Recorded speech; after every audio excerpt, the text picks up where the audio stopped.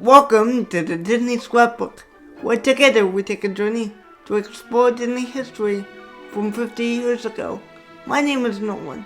Today, I thought we would take another look at Disney's animated feature film, Robin Hood, initially released on November 8th, 1973. Here in part 3 of the series, we will analyze the music, merchandising, and advertising campaign that promoted Disney's 21st animated feature film. Interestingly, this film had 3 different composers: Roger Miller, Johnny Mercer, and George Bruns. Surprisingly, in my opinion, the music blends together rather well in this film. Roger Miller, born in 1936, wrote Whistle Stop, Oo-De-Lally, and Not in Nottingham. The American singer-songwriter Miller was known for writing honky-tonk novelty songs and country swinging chart hits, such as King of the Road, Dang Me, and England Swings.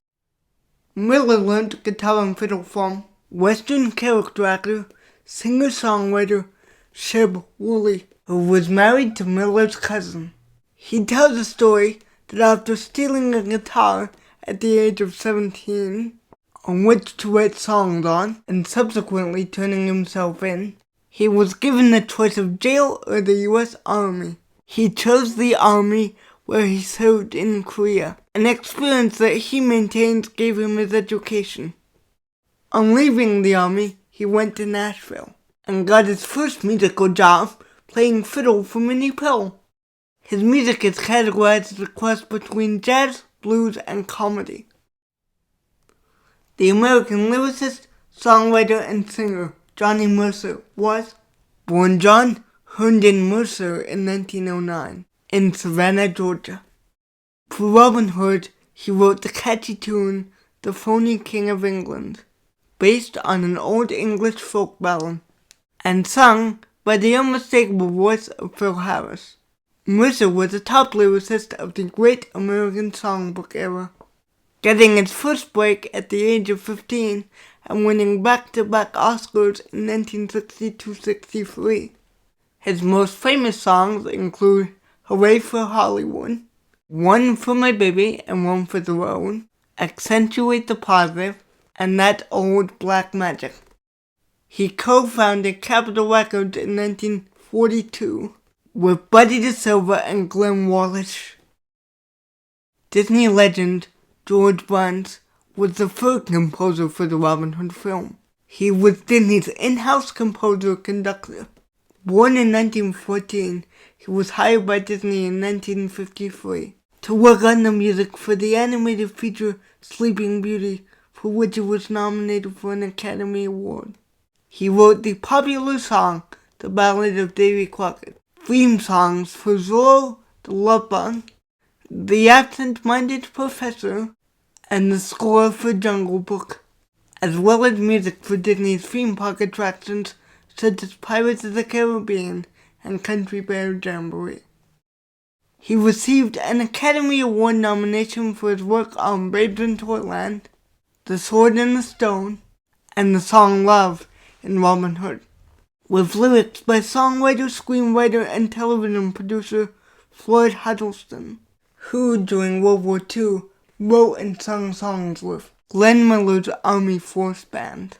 Without Winker, he co-wrote over 800 songs for artists like Frank Sinatra, Judy Garland, and Sarah Vaughan. For Disney, he wrote Everybody Wants to Be a Cat for the animated feature The Aristocats, and unused songs for the Rescuers that were going to be sung by Louis Prima with Sambu Terra and the Witnesses. He was married to arranger and singer Nancy Adams, who provided the singing voice for Maid Marian in the song Love. To promote the film's story and songs, several records of Robin Hood, produced by Disneyland Records, pre-released the film by a few months. In June 1973, the 7-inch disc FS936, Robin Hood, was released for 49 cents. and contained 4 complete songs from the movie. Oo-De-Lally, Not in Nottingham, and The Phony King of England, sung by the children's chorus, along with Love, sung by Nancy Adams. In July, EP 365, The Story of Robin Hood, was released as part of the children's See Hear Read series, followed in August by the release of 2 LPs, DQ 1353 Robin Hood Story and Songs, at a cost of $1.98, and ST 3810 Story and Songs from Robin Hood, costing $3.98. Robin Hood Story and Songs LP, DQ 1353, was a 12-inch, 19-minute mono recording, obviously meant for young children. Directed by Pete Wenaday, with assistance from Disneyland Records production manager John Wood and administration assistant Rose Moosey. 2 songs from the film soundtrack are included: Whistle Stop, sung by Roger Miller, and Love, sung by Nancy Adams. The other voices are supplied by the children who voiced the characters in the film. Skippy Rabbit, played by Billy Whitaker, is the main narrator. He is joined by Dana Louita as Sister Rabbit, Dory Whitaker as Tagalong Rabbit, and Richie Sanders as Toby Tortoise. Billy and Dory Whitaker are the siblings of Johnny Whitaker, who have recently co-starred with Jodie Foster in Disney's Napoleon and Samantha. He also appeared in Disney's The Biscuit Eater and Snowball Express. All films that I previously reviewed, I will leave a link to these in the description below. The Disney animator Judge Whitaker was the uncle of Johnny, Billy, and Dory. This is a strange LP, with the children singing simple versions of the songs between the dialogue, with a somewhat oompa version of Oo-De-Lally, The Phony King of England as a strict march, a country version of Not in Nottingham, and then a reprise of Oo-De-Lally. This LP is an oddity, as it was standard practice of Disneyland Records at this time to just repackage the ST recording as a DQ record. The Story and Songs from Robin Hood LP, ST 3810, stars the original talent from the film: Peter Ustinov as Prince John, Phil Harris as Little John, Brian Bedford as Robin Hood, Terry Thomas as Sir Hiss, Roger Miller as Alan the Dale, Pat Buttram as Sheriff, George Lindsay as Trigger, and Andy Devine as Friar Tuck.